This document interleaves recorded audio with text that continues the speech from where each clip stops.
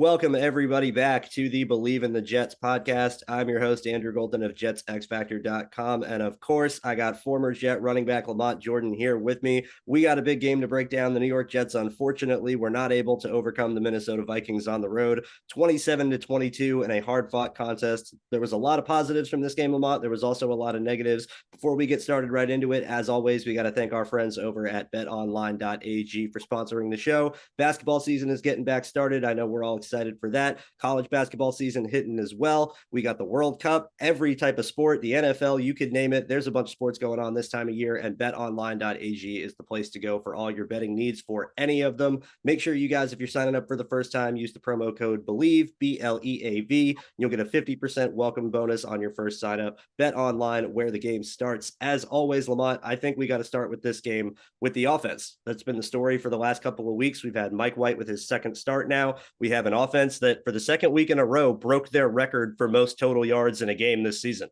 where the week before it was 464, I believe, total that was the record, and they hit 484 this week. Mike White goes for over 300 yards passing for the second week in a row, but they only score 22 points, and they go 1 for 6 overall in the red zone with one touchdown on a quarterback sneak. That even that one touchdown looked like it took a lot of effort to get in. I think that's been the main issue with this game. I think that's where we got to start first. I'd love to hear your reaction from this game and how their red zone struggles really affected them. Yeah, man, I'm kind of conflicted watching the game because this was a game that I feel like we beat ourselves. I want to give, first of all, let me give Minnesota some credit. All right, but I don't think that they did anything special. I think we beat ourselves. For the last couple of shows, I've gone down my notes. I'm gonna wait on just kind of doing it completely. I feel like White was late on a lot of throws. That was the main thing that I saw. Not the main thing, but that's one of the first things that stuck out to me was I think that he was late on a lot of his throws. The first interception he had where it got tipped, he was late. I think he could have got it in there a little sooner, or he could have just thrown the ball to Bam. Because Bam was open out there in the flats. So the very first thing that sticks out to me is that we were late on our passes. I think Minnesota did a great job game planning wise of understanding what it is that we do, understanding what the Jets do, and that is offensively we want to run a lot of deep routes. That's what we do. We try to get the deep corner in so many times, the deep out so many times. I mean, they did a great job. And if you notice throughout the course of the game, majority of the passes he threw, he was trying to throw it into tight windows. All right. The deep corners, no matter what it was, everything was just tight. I feel like everything was just so squeezed together. And Mike White was late on a lot of things. So the very first thing that stuck out to me was he was late on a lot of passes, man. And as we continue to talk about the game, we can get into some specifics on that. But from an offensive standpoint, listen, the big fuss has been, hey, Zach this, Zach that. And we were very critical on Zach. Well, I'm going to be critical on White. I think that he threw a lot of passes behind guys, although he had to throw in tight windows. At the end of the day, there were passes there to be made that he threw it behind guys that you would like to see him put that ball either on him or in front of him a little bit more. Yeah, that I can agree with. I'm not going to – there were certainly sometimes he could have been quicker through his reads. I'm not going to sit here and say that it was perfect, pristine, and, this was an absolutely untouchable, amazing game from Mike White. But I'm a little more positive than I think maybe you are, and this is kind of where I'm leaning. He absolutely had some plays where his accuracy was slightly off, and a receiver's going to make a contested catch, and they got coverage all over him, and it's slightly behind the receiver, and they're having to make a small adjustment. And usually a lot of those plays ended up in drops. Is that on Mike White? Yeah, you would like Mike White to be deadly accurate. You would like Mike White to be putting perfect passes to where the receiver can have the easiest time possible to make the catch. But at the same time, you also can't have Mike White catch passes too. And if a ball is hitting guys in the hands, or if it's hitting them to where they're not having to completely contort their body to go out of the way to make a grab, I think it can still fall in the realm of a catchable ball. And I think that as much as Mike White could have been better and more accurate, I think the Jets receivers could have been better at catching balls that were catchable. And even if they weren't completely deadly accurate, they still had a chance to make plays. On top of that, for a defense that was ranked 32nd against the pass, the Vikings defense did a great job covering the Jets receivers. There was not that many wide open targets. This was not like the Chicago game where we saw the week before, where Mike White had plenty of open receivers to throw to and he's hitting them in stride and everything looks crisp and pristine. This was not the case.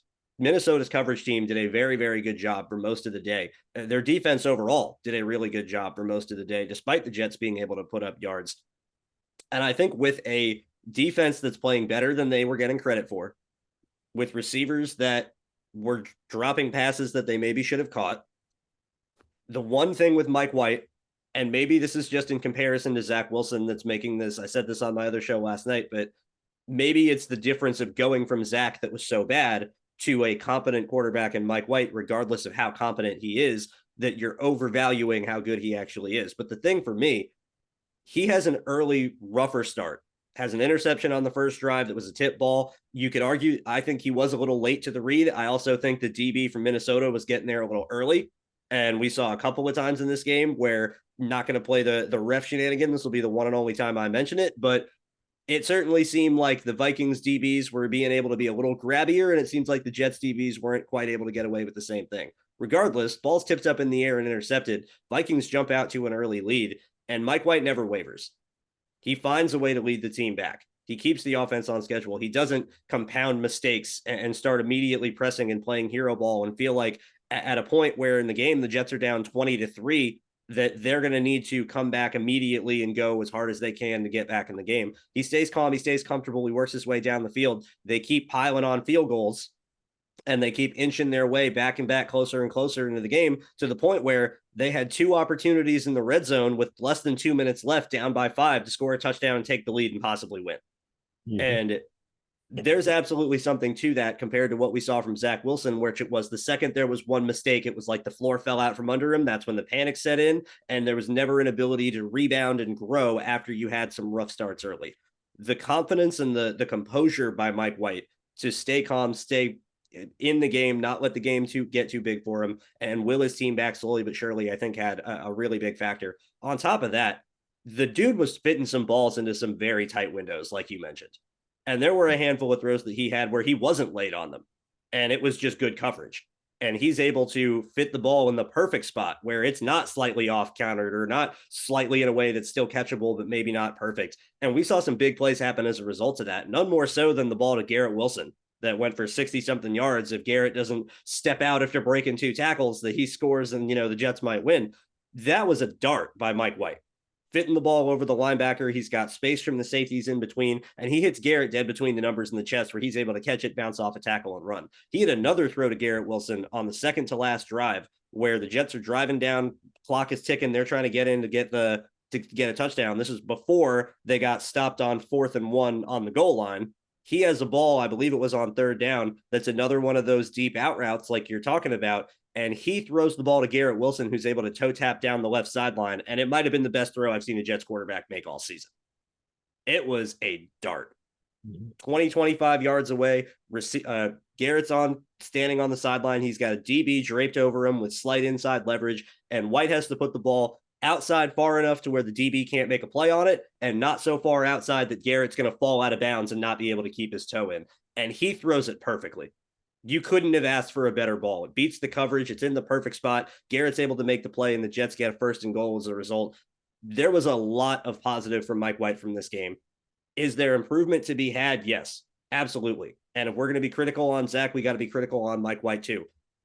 I thought his accuracy could have been better. There was a couple of plays that were wide open that he missed. He had Garrett Wilson down the sideline that he missed by a couple of inches. That could have been a really big play. There was another throw where I'm trying to think. He had Elijah Moore on right before that last drive. He's got Elijah Moore to the flat to the right, and he misses that throw. There's a couple of misses from Mike White. This was not a perfect game, but I didn't think even his worst misses were that bad. And we've seen misses from Zach be significantly wider and more off target than we've seen from Mike White. And I think that that's something, especially the go ball to Garrett Wilson. I think that's something that will get better and improve the more White starts and the more time he has in practice and getting reps and chemistry with this offense. where if you're not, how many go balls has Mike White thrown to Garrett Wilson in practice this season? Probably not that many, because Garrett's been with the first team offense for most of the time, and Mike White's been with the second team. As the chemistry gets better, I think those little issues will be ironed out. And I really didn't see anything from Mike White that was a negative to me that doesn't go, hopefully that should, or you would assume that would get better with more experience and more time in practice. I didn't see any deficiencies from him. I didn't see any glaring immediate problems that I'm going, this can't be replicated. I thought the Vikings defense played pretty well, and Mike White still threw for 370 yards on him.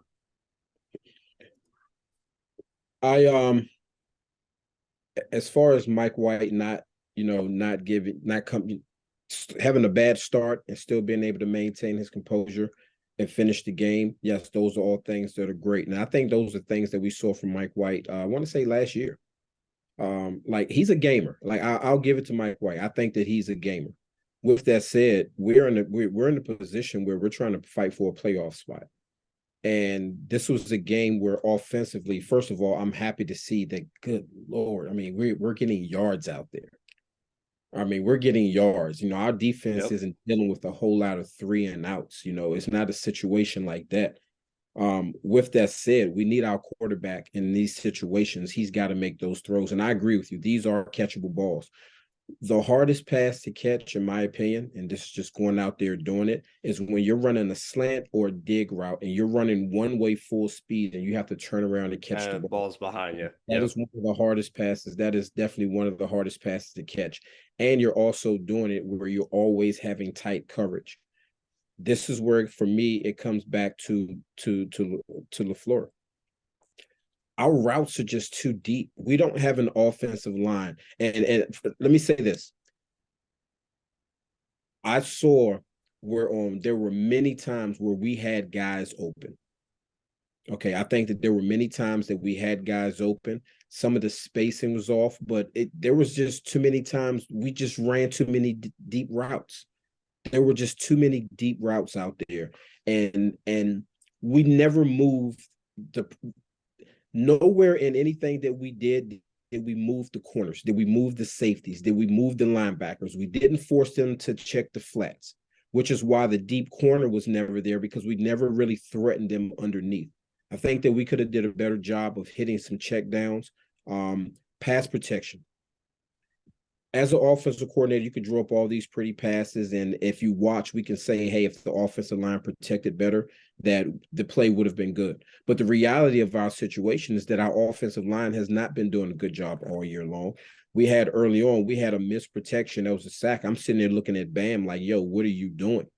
Yeah, people blame Max for that, but I'm glad you brought that up. Max is a covered lineman. He's got a 5 technique head up right over him, and he knows he's got Bam Knight and protection to the other side, and Bam steps up. He comes up. I'm pretty sure I know the exact play you're talking about, where it's a free rusher off the edge, and it ends up being an easy sack, where Max is expecting Bam to take the far outside guy, and he's taking the guy that's head up on him, and Bam steps up to meet like a checking linebacker, and it leaves no one off the edge to block that. I'm pretty sure they pulled Max Mitchell partly because of that play. He had another misplay where it was a run play that was a pretty bad rep in the run game, but they eventually sat him for George Fant, and I think that sack is partly why. I think he was expecting Bam to be his outside help. Now, here's how I look at that play, all right? There are 2 ways that I'm looking at how we can do this protection, all right? First of all, it was a situation where, let's say we're in 2-jet protection, all right? And when I was playing for the Jets and West Coast systems, 2-jet is a protection, whereas a running back, you're responsible for the Mike backer and the Sam backer. All right. The offensive line, they're sliding, they have the 4 down and they're sliding away to that will backer. All right. Or that situation where it almost looks like they were kind of doing a 3-4 because they had that 3 technique a little bit wider. All right. In that situation, what you'll do is you'll have your center stay head up, just man-to-man on the nose. You'll take your guard and your tackles to fan out. Okay. What I saw was the guard went to fan out, and I didn't see the tackle go out. All right. But what I also saw was at the snap of the ball, and this is how we know as coaches. All right. And as a player, you know this. If I want to know where my running back is looking, all I got to do is look for that stripe right there in the middle of his head. All right. And as a running back, he looked and there is a free rusher coming. You have to pick that up. All right. So it was either the right guard and the right tackle were wrong. One of them were wrong because maybe the protection called for both of them to fan. And in that case, if both linemen are fanning out, now your running back's releases on the inside because he's the guy that's going to help the center if there's weakness. All right. Now, if they didn't call a fan, then the right guard was wrong. The situation was supposed to have been the tackle stays on the end. The guard comes down to the center because they're working their way back to the will backer. And now the running back, you have a dual read. If that Mike backer doesn't come, you have to get your eyes on the Sam backer. If that Sam backer comes, you have to go and pick that up. So I don't know who was wrong on that play because the right guard came out. And if the right guard went out, to me, that's a fan call. He was expecting the tackle to go out and pick that up. And then Bam came and released inside. So just thinking about just how protections work, the fact that Bam came up inside, the right guard went out, then what I'm saying is that maybe it was a situation that the right tackle didn't fan. All right. But if you're telling me that they took the guard out, did it take the guard or the tackle out? They took Mitchell out, the tackle out. Tackle out. So in that situation, yes, that's telling me that Bam was not wrong in that situation. What they're telling me by taking him out is, hey, look, dude, you're supposed to fan out for that. That is your responsibility. And here's the thing about it. If we get that picked up, I think we have a big play. All right, we have a big play. So I'm not going to put everything on Mike White, but in situations where it was tight throws, you don't want to consistently see your quarterback throwing the ball behind the man. There were too many times where the throw was more contested because I think he was late on the throw. There were a few times that you have to throw the guy open. Berrios was open. On that goal line, Berrios was open. It's clearly a situation where if he just slides a little bit and then gets rid of the ball, it's there. All right. If he just stands in the pocket and is willing to take a hit and actually step into his throw and drive it in, it's a touchdown. I love the play call there. Now, that deep pass, the second to last drive, I Bleav it was, to Garrett Wilson that he missed, that is not his fault. He threw a dime. Garrett Wilson, once he came off of the break, he never took off and ran full speed. And if anybody wants to know what I'm talking about, go back and watch that play, any clip that they give you. Watch how fast Garrett Wilson's hands are moving as he's approaching the defender and he breaks down. And then watch how fast his hands are moving once he go past the defender. Herm Edwards used to always say this, and used to always say this to Lavernius a lot. All right? When that ball is in the air, you don't have to keep running and looking back with your hands out. No, when that ball is in the air, you got to take off and you got to go, knowing that you're anticipating that ball is going to be in the spot. That was a great play call, and it was a dime of a throw. It was a perfect pass. Garrett Wilson didn't help him out in that situation because he didn't run full speed. Some of these passes, these dig routes that are getting tipped in the air, I said it on the show before. Our wide receivers, when you're running any type of dig route and there's tight coverage, you have to flatten that thing out. You cannot continue to drift and work up the field. You're not helping your quarterback out in that situation. So, yes, Mike White is going to get some blame. I like to see more of a mixture in our run game because I really think that that's something that Minnesota did a good job of, which was why they were able to get the big runs that they got because they did a good job of mixing in their runs. But I just think that our route concepts are entirely too long and we're not taking advantage of the underneath stuff that teams are giving us. Yeah, I agree with that. I agree with a lot of that. This is where I'm going to transition to where I think most of the blame from this loss has to go, and that's offensive coordinator Michael Flohr. I will start by saying you put up 480 yards of total offense. This was not a bad day at the office. This was not a game that Michael Flohr should be fired over. This was not a game that he should be considered losing play calling duties over or anything remotely like that. This was not a bad game, but the red zone struggles are what did this team in. And what you just said is exactly what I want to start with. Variance in the run game. The Jets' best running play of the day came on a power sweep pull with Connor McGovern as the lead blocker to Zonovan Knight, where he gets up to the linebacker, finds a little crease to the outside, bounces it, and takes it 45 yards at the sideline. We'll get into Bam more because another great game from him. Very excited to talk with you again about his potential. But just on the floor, really quick, that's an effective run play the Jets had that isn't one of their base calls. It's not a wide zone. It's not the under center split zone with the tight end coming back. It's a new wrinkle. It's a different type of play. The Vikings were running pitch plays and crack toss basically at will against the Jets. They weren't running outside zone. They weren't running split zone. They were running shotgun toss, crack toss, whatever you want to call it. They were trying to get to the edge and it was working. They chose to be more variable. The Jets, when time mattered the most, called their same basic run plays. You get a 1st and goal from the 4-yard line with 2 minutes left. You're down 5 points. You're finally in a chance to score in the red zone and take the lead. And your first play call is the same split zone under center run you've called like 8 times before in that game. And Harrison Smith reads it like a book and shoots in the backfield. And Bam Knight somehow evades the tackle, gets upfield and gains 3. 2nd down, you call the same play. Call the same play. Split zone again. You get Harrison Smith coming down again, stops Bam Knight for no gain. Why don't we try something like one of our power runs? We saw the Jets run GT counter against Buffalo 3 times down the field for 40 yards to ice the game. Where are all of these other concepts that you can have in those short yardage situations to help you? On top of that, the biggest egregious problem for me, and LaMont, I know you've been saying this for a while, and I had your voice in my head watching this game at the end of it. The worst possible time for the college gimmicky stuff. Oh my gosh. You call it at the worst possible times. They have a drive that I Bleav was one of Zerline's field goals. I think it was their first drive out of the half. They get, they're about at midfield, a little before midfield. They go under center. They get a play action to Garrett Wilson over the middle of the field, picks up like 21 yards. It's like the first under center play action dig route they called all day, and it worked. They don't call it the rest of the drive. They get down into the red zone, and their first idea for a play call is the tunnel screen to Berrios, where Berrios is supposed to go inside, catches it, and for some reason breaks back outside and leads George Fant into a block in the back call. Yeah. They have another play later in the game on a different drive where they call, I'm pretty sure it's a run play on 1st down that picks up 4 yards. You get into 2nd and 6 at about the 22-yard line, and you call a shovel pass to Tyler Conklin. Those are drive killers to me. Yeah. And it's so hard for any offense, let alone an offense with a quarterback that they're getting used to, with an offensive line they don't trust, with running backs that are young and explosive and talented, but maybe not always are going to hit the hole exactly how you would perfectly want.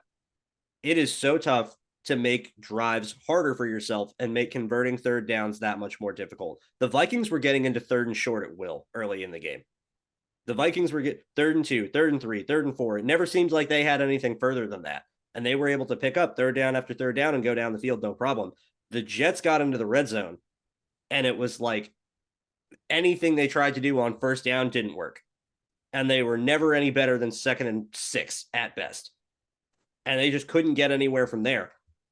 I want to see, from Michael Floor specifically, an emphasis more on doing the stuff that works after it's proven to work and putting the stuff away that doesn't work when it's proven not to work. Mm-hmm. Every time the Jets called an under center dig route on play action, it was a good play.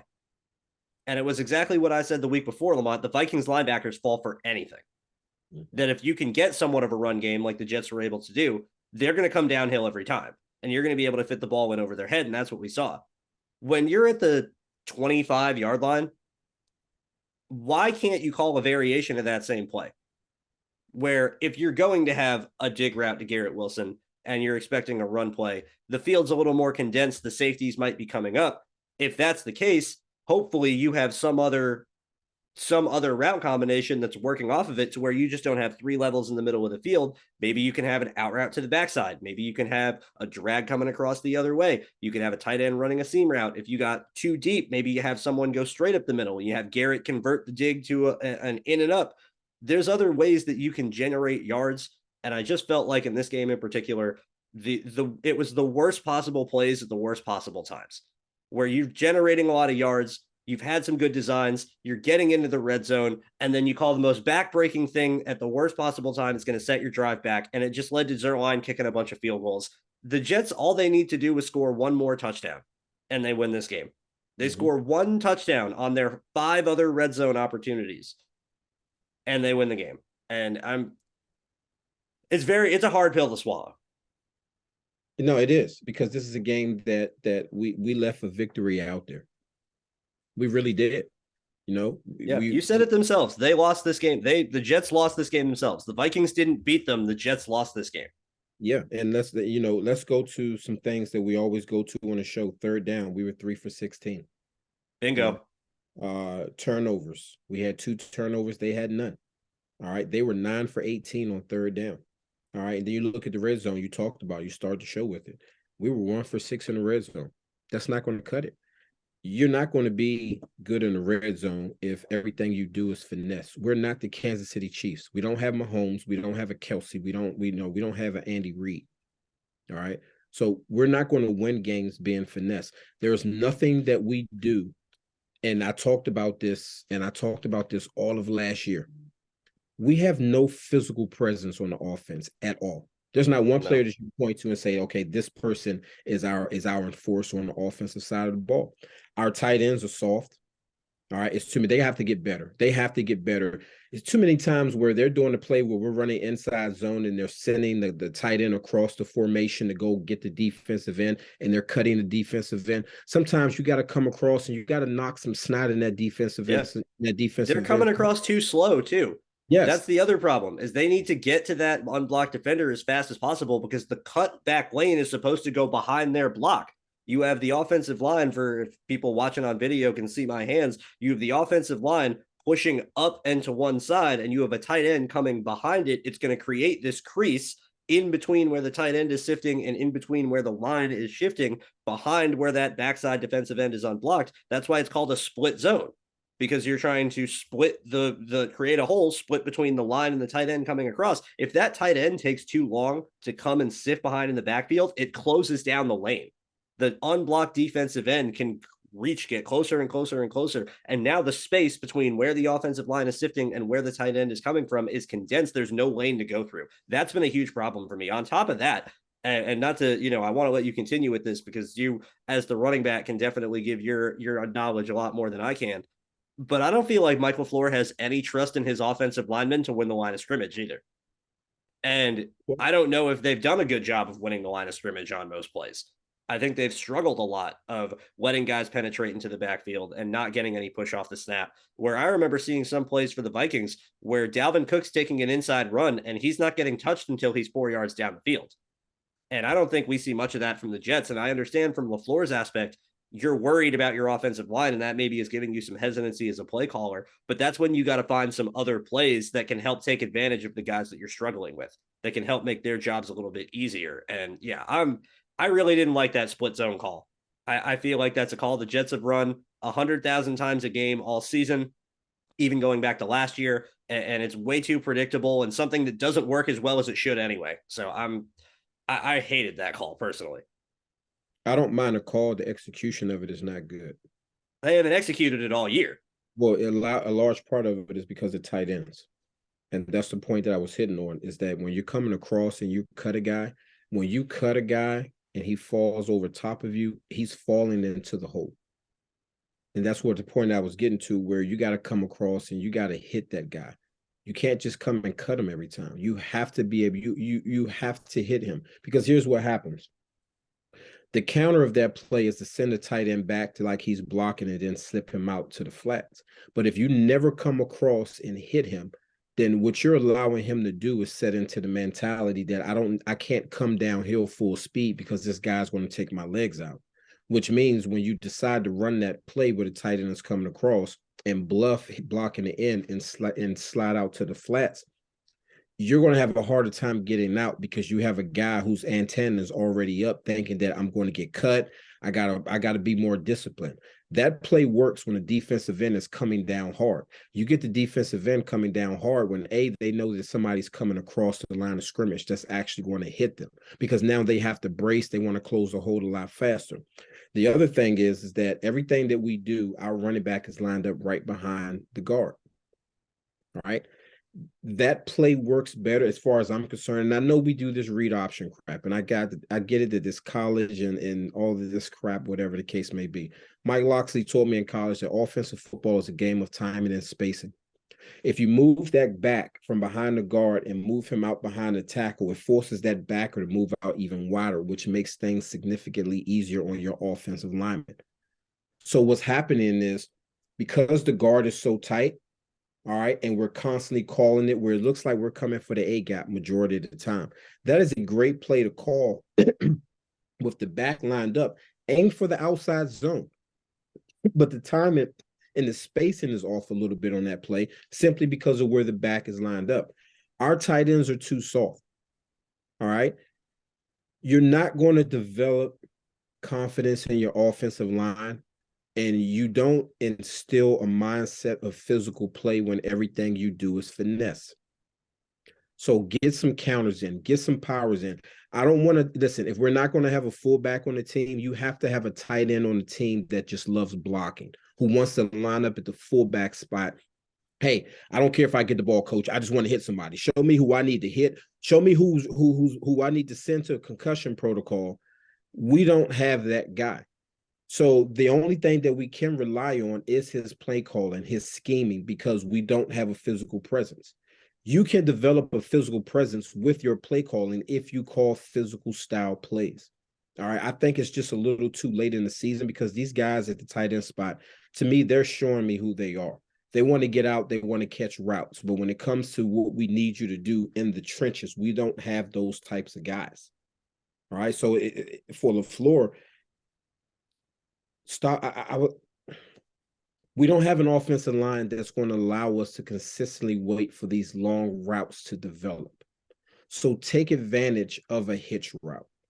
Take advantage of shallow crosses where we got both guys coming across. The Jets never run mesh, and they really should. Yeah, and we should, because we have the players to do it. I mean, what are you going to do? We got Corey Davis and we got Jared Wilson doing this. We have Elijah Moore. I mean, there are so many. There are just so many things that I'm saying from an offensive standpoint.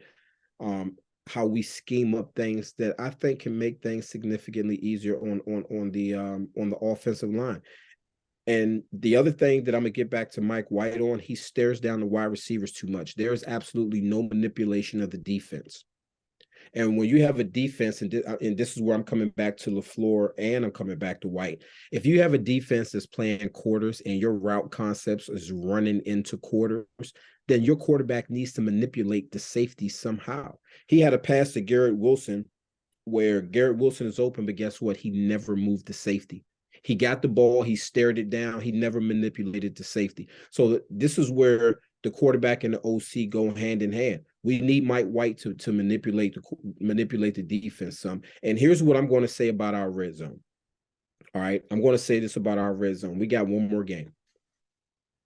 We have one more game where if Mike White isn't able to get us into the end zone, then I think that when we get inside the red zone, especially inside the 10-yard line, I think you bring in Zach Wilson. Because there are plays out there that if a quarterback who can scramble can actually use his legs, we score a touchdown. Mike White had a scramble that if that was Zach Wilson, that is a touchdown. So if yes, Mike White is doing a great job. But if we continue to have these red zone woes like we're having, I'm telling you, Zach Wilson in the red zone can get us in the end zone, because it opens up a part of the offense that we do not have with Mike White, and that is a quarterback who can actually run the ball off of the read option look, who was also your starting quarterback, so you can still run your offense. But we just need to add this extra dynamic. We can't worry about politics and all this crap. The fact of the matter is we're trying to make it to the playoffs. And I think that is an area where Zach Wilson can definitely help this team, even if he's not the starting quarterback. Listen, if LaFleur can't draw up schemes and route concepts that's going to get open, that's going to get us in the end zone, then bring in Zach Wilson in the red zone. Let us utilize his legs. His legs is going to open up read option. Read option is going to open up the timing and the spacing, and maybe that's something that can help us get into the end zone. Yeah, it's a possibility. I'm not going to totally rule it out because you're right. Zach's mobility has been an asset for them in the red zone, and they've had some of their best red zone plays utilizing his mobility. So I completely understand the desire to get him involved. My only concern with that is then you're going to have to make him active, and you're likely going to have Flacco inactive, which means if White gets hurt, Zach becomes your starter. And do you trust Zach enough, more so than just running red zone plays, to where you felt like you needed to completely bench him a few weeks ago? Is he now going to be, has he worked himself back enough to where you feel comfortable with him being your backup quarterback? That's, something I can't answer, not being in their practices and in their quarterback room to be able to say. But I do agree that they got to find other ways to generate points in the red zone.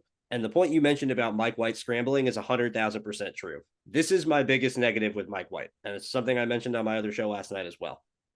Because you are inathletic, because you are not going to ever be considered an explosive athlete at any point in your life, you have to decide to take off earlier than everybody else. You can't wait until you're outside of the pocket and you realize, oh, everyone's covered. There's 8-9 yards of space between me and the linebacker. I need to get 4 to get a first down. You can't have that mentality of, okay, now I can go and run. It's the second you get out into open space, if there's even an idea in your head that you might be taking off, that's got to be the time you go, because you're not going to, the rest of the defense is too quick. They're too explosive. Those are full-blown NFL athletes with real speed and real power. They're going to catch up to you real fast. So that one scramble you're talking about, you're 100% right. If Zach Wilson's the quarterback, that's a walk-in touchdown. But it was Mike White, and so it ended up being stopped short. And if I think, quite honestly, with how big White is, if he decided to run a little earlier and picked up some momentum, I think he falls forward into the end zone. I think he could have gotten in anyway. But you cannot have the mentality of wait until I know I'm free and then have the explosion and burst to get out and burn pursuit angle. That's not going to be what he does. I want to talk about the defense a little bit because we've spent all day talking about the offense, but this is not just a one-sided affair. I thought this was overall a solid performance from the defense, but I think it could have and probably should have been a lot worse because Kirk Cousins was awful. Kirk Cousins was not good. Kirk Cousins started the game 0 for 5. He missed wide open targets that would have been big plays, if not touchdowns, at least 2 or 3 times in this game. There was a couple of very nice plays that he had. He made some nice throws under pressure. The touchdown he had to Jefferson in the end of the game, the outside, was a perfectly thrown ball. He has a shot falling under Nathan Shepard where he's able to get out and throw downfield to Jalen Reagor. That was a good play. It was a bad coverage by Jordan Whitehead more than anything else, but still good play by Cousins to be able to stand tall and make the play anyway. The defense overall, for me, the one thing I will give them credit for, they rebounded in the second half. Yep. It was an ugly game for them early. They allowed 20 points. It seems like the Vikings offense was doing what they were going to do, and they were able to come back. They only allowed 7 points the entirety of the second half. They forced 2 3-and-outs to start the second half. The defense did their job when it mattered the most, for the most part. But the question that I have, and this is something that I want to talk to you about as we get into playoff football, I'm a little worried that the Jets play too much zone. And I'm a little worried that, at least on early downs, because the way their defense is constructed, and they're very much right corner, left corner, DJ and Sauce are going to be on their sides. And I don't know if this is going to be exploited, because on that last play in the red zone, they had a ball to Justin Jefferson to the outside where the Vikings get a 3-on-2 with DJ Reed in the slot corner. I think was Brandon Eccles at the time because Michael Carter got hurt. And they have CJ Mosley, who's playing Mike linebacker, who's slightly cheating outside. But there's all this space to the outside for DJ Reed to have to cover one-on-one with Justin Jefferson. And he has to stay inside because he can't just run a seam route and allow Jefferson to come wide open over the middle. So I want to see, especially in the red zone, and I know this is where you can get a little susceptible to rub routes, and that's why I think you got to play this a certain way. I want to see the Jets be more willing to play man coverage early because I think they have the DBs for it. I think if you aren't in so much of a zone technique as our corners, I think that can help when you're in one-on-ones, where DJ Reed is in zone coverage on Justin Jefferson. And because of that, it ends up being a one-on-one because he's the only guy to the outside. It's going to look like DJ Reed gets burned. In reality, DJ Reed's playing zone. He's playing deep third. And he's staying to the inside because there's another receiver directly to the inside of Jefferson that could run dead up the seam and be wide open if he doesn't. And he's got his eyes with his back to the sideline. He's got his eyes on Cousins, and he's waiting for, any sort of outbreaking route. Jefferson comes up field closest to space, gives him a bit of hesitation and breaks to the outside. DJ Reed's in recovery. There's nothing DJ Reed can do in that situation. That by the design of the play on the Vikings, by the alignment and from where he is in zone coverage, it would take an incredible break on the ball for him to get over there. And he almost did, but Cousins threw it perfectly to the outside shoulder. And it was a great route and a perfect throw. That's going to score pretty much every time in any sort of level of football. It's a lot harder to play defense than it seems to play offense because the offenses are so good. You have an opportunity, and if you're the Jets, when you get into the red zone, I want to see a little more just one-on-one man. And if it's in the tight red zone and you're right up on the line of scrimmage, that's when it gets dicey because you can get the rub routes and the picks and the slant flat. I'm not so much saying when you get right on the goal line. Mm-hmm. But if you are like the Vikings were in this play, 7 yards out, 9 yards out, 10 yards out on as a defense, I don't know if zone is always going to be the best way to get things done because I feel like we saw, you can just exploit the alignment and get into open space as a result. And if you play man coverage, that makes it harder. Now, the play you're talking about was the touchdown to Jefferson. Touchdown to Jefferson on it's to the out route. Yeah. Yeah, that was all on DJ Reed. That has nothing to do with the fact that we were playing zone or anything like that. DJ Reed got lulled to sleep. That's what it came down to. I agree with you with some of the man-to-man. I did not want us to play man-to-man with Reed on Jefferson, especially in the red zone. No, I would have put Sauce on him in press man in the red zone. I think in the red zone, if you put Sauce on Jefferson press man, I think Jefferson would have mossed him. Simply because when I sit back and I watch the all 22, anytime Sauce was close to them, he was getting beat. Like he was in a trail technique. You never want to see that. You're not going to feel comfortable calling press man if when you call press man, even if the quarterback doesn't throw the ball, if you see that your corner is getting beat on press man and he's in a trail position, especially with a guy like Jefferson, you're asking for disaster in that situation. I like the defensive calls. The zones that we called, especially when you have, and I think the Patriots made a living off there. I mean, the Patriots made a living winning Super Bowls off of this, and that's getting pressure on your quarterback with your front while playing some type of zone behind it. And that is what our defense is. What I'm seeing is a lot of guys out of position. Whitehead was out of position on the deep pass to Rieger. He was just out of position. What are you doing? Eyes in the backfield. Oh, he should have picked that off. Yeah. No, he's running back and he overruns the ball. And if he just tracks it well and stands where it's coming, he picks it off. But the problem is, even before that, he was out of position. His eyes were in the backfield. Mosley's eyes in the backfield. Is it Quan Alexander? Yeah, 9. Eyes in the backfield. I mean, I'm sitting here watching, and I'm loving the defensive play call because we have them stopped. There's the only reason on a lot of these passes Kirk Cousins had places to throw the ball was simply because our guys' eyes were in the backfield. If you get to your zone and you understand the different route concepts, we are there. This is going to be a game I guarantee that they go back and they watch the film and these guys are saying to themselves, damn, my eyes are in the backfield. Oh, I carried this person a little bit too long. Yes, there were a couple of plays where we ran zone and guys came open, but oftentimes that was off of some type of play action fake. All right. But for the most part, I think our guys did a good job. As far as the defensive play calls, I think our execution was horrible. Minnesota did a great job of mixing in their runs. They really did. And this is what happens when you mix in your runs. You're able to dink and dunk. You're able to pick up a few yards here, a few yards there. Now you get linebackers manipulated. Now you get linebackers coming downhill a little too fast, taking poor angles, things of that nature. That's what mixing in the runs do. But when it comes to our coverage standpoint, it really comes down to just poor technique. Get your eyes out of the backfield. Look at the route concepts. You know, when you line up on defense, that this offense and this formation, they love to do these route concepts. All you have to do is get your eyes out of the backfield get to your zone. That's what the issue was. If they get to their zone, and we talked about this before the show, all right, Kirk Cousins does not like to get hit.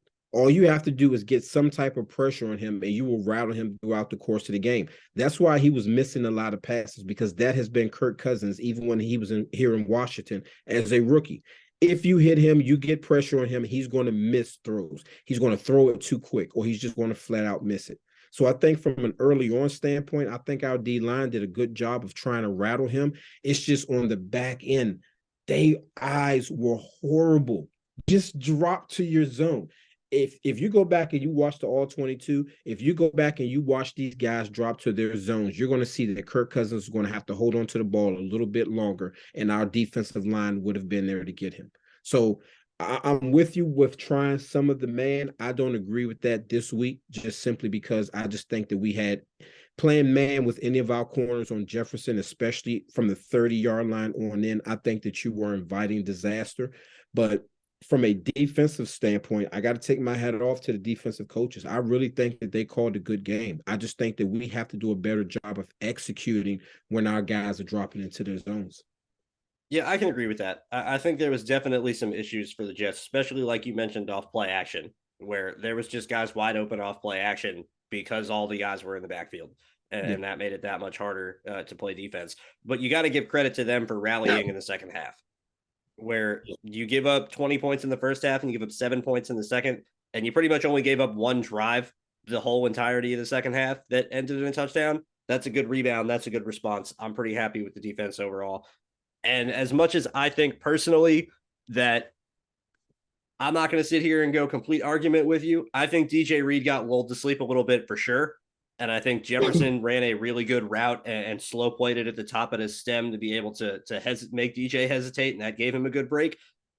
But I also feel like DJ Reed, knowing he's 5'9" and like 190 pounds, if he's sitting with outside leverage and Jefferson runs the seam route, he can't reach around to break it up.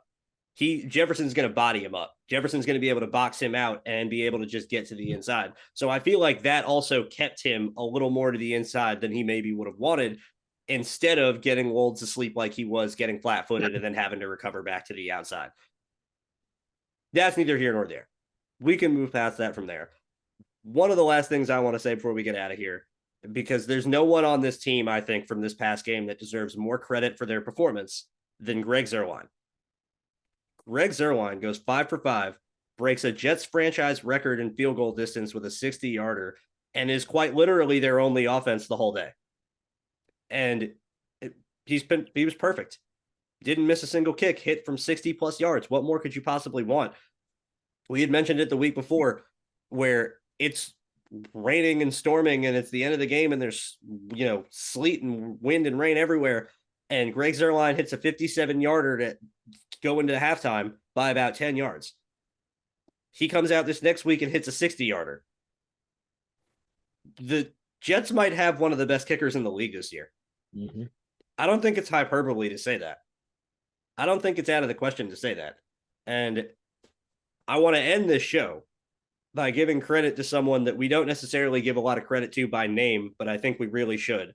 Special teams coordinator Brant Boyer. Yeah. Has survived 3 Jets head coaches, was a Todd Bowles hire, lived through the Adam Gase era, kept on by Robert Saleh again, and the only good unit the Jets have had consistently over his tenure with the Jets has been the special teams. That's his unit. Mm-hmm. So Brant Boyer, give him whatever he wants to stick around here, because if a team is smart, if a team is really smart and they have a head coach opening and they don't get any of the top candidates, don't be surprised if they come sniffing around one Jets drive, because there's been some really successful special teams coaches go on to be head coaches in the past.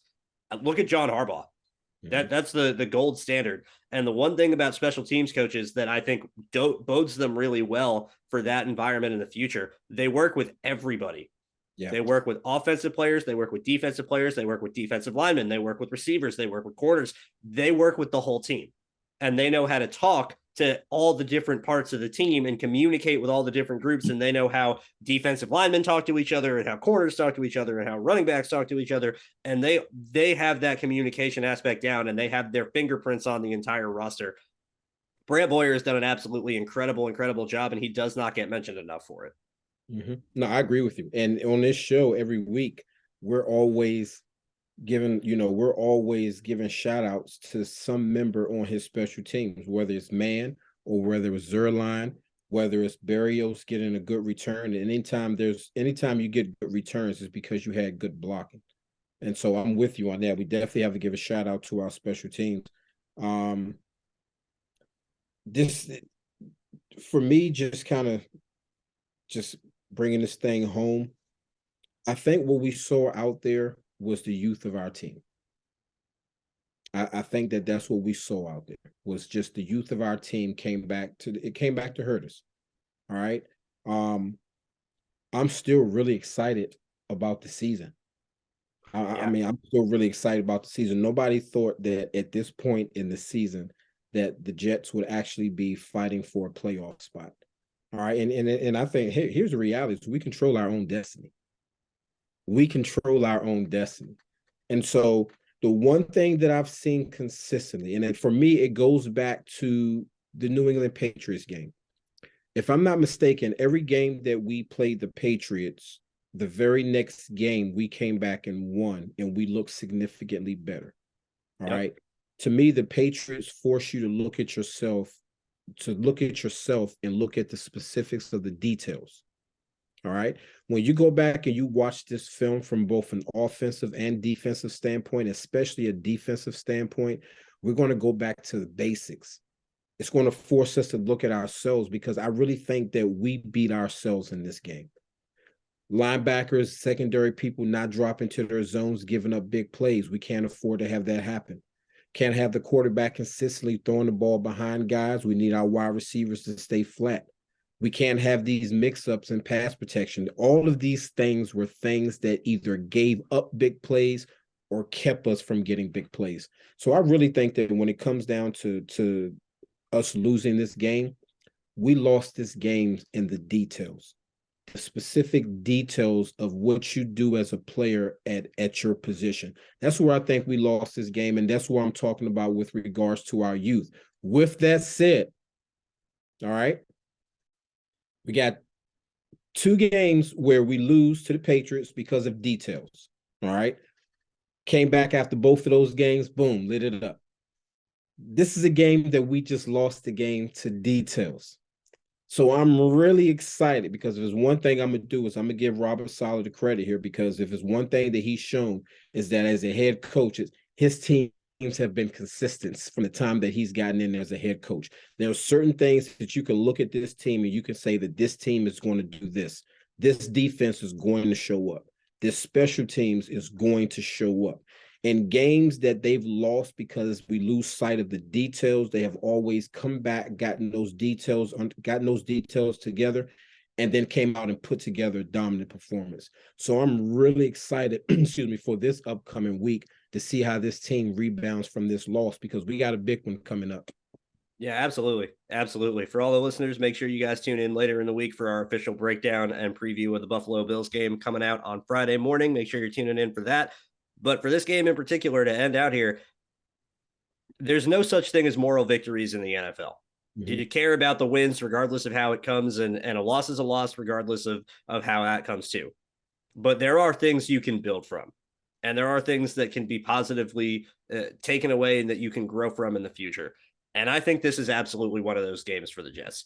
Yeah. This was not a game to me where I'm sitting here on the Tuesday after the game going, dang, I'm so upset. I'm so ticked that they lost. They played like crap. They're going to be terrible. Or it's, if only these couple of things went different. Am I upset about the loss? Sure. Absolutely. Would I have loved for them to beat Minnesota? Of course. I'm not going to sit here and pretend anything to the contrary. But I saw a lot of good from that game that I know can bode well in the future. And I saw a lot of things that can be fixed that are minor issues that should be able to be fixed for next week. Like we've seen, like you mentioned, twice in a row now, where the Jets coming off losses. I don't think they've lost back-to-back games this season. Yeah. That's saying something, where you have the ability to rebound. You have the ability to set yourself correct from where you were the week before and come back out swinging. That goes back to the coaching staff. And especially when you have a young unit, you're going to have some miscues. You're going to have some issues that crop up. And I think we have the right locker room and we have the right guys in that locker room that they're going to be able to weather that storm, know what they got to do, and come back out even sharper. I'm really looking forward to breaking down this game with you when we get to recording it for looking ahead to Buffalo. I know it's going to be a blast. Thank you guys so much for tuning in this week. I have been Andrew Golden. You can find me at Andrew Golden _17 on Twitter. Make sure you're following Big Dog over there at Coach Jordan 34. And you can also follow the show at BLEAV _in_Jets. Thank you guys one more time for stopping by, and we'll be back real soon. Bye-bye.